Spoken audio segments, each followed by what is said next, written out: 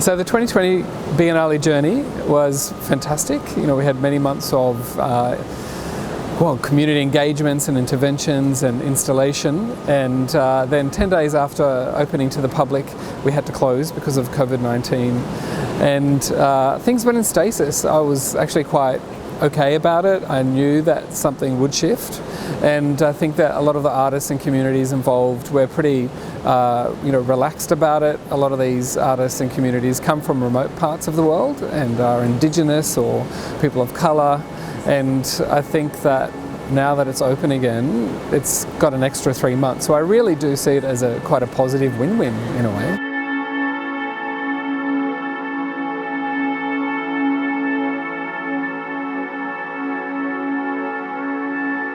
So this artwork here is No Friend But the Mountains. This is by Ghanaian artist Ibrahim Muhammad, and he is a fantastic artist. He works a lot with these sacks here, which were coffee sacks but then used as coal, and it's really looking at migration around the world, from Asia to Africa to Europe, etc.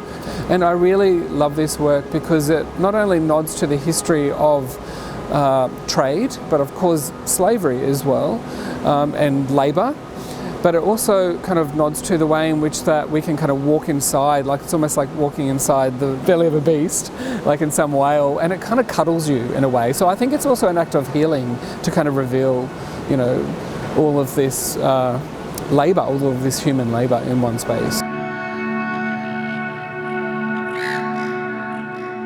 So that work outside on the landing on the eastern apron at Cockatoo Island is called An Excavation, a Bush Burial by Nicholas Callanan, who's a clinker artist from Alaska.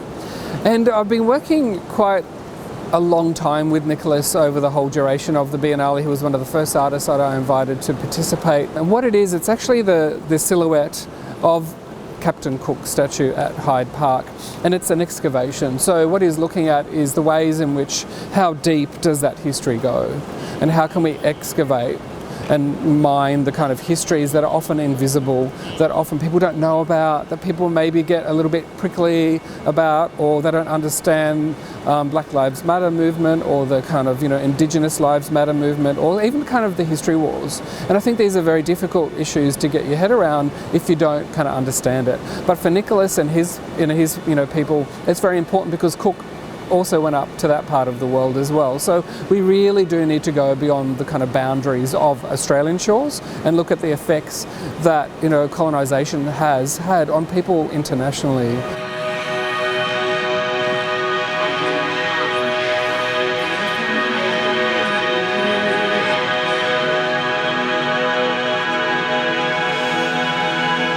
We're in a big state of crisis, humanity, and so I think that local Australians, especially local Sydney-siders who may have not even heard of the Biennale, might come here and feel really surprised that they actually will be welcomed. There are these interventions where Indigenous and other artists are like kind of pulling apart the kind of colonial settler narrative, which is a criticism, but it's also really positive.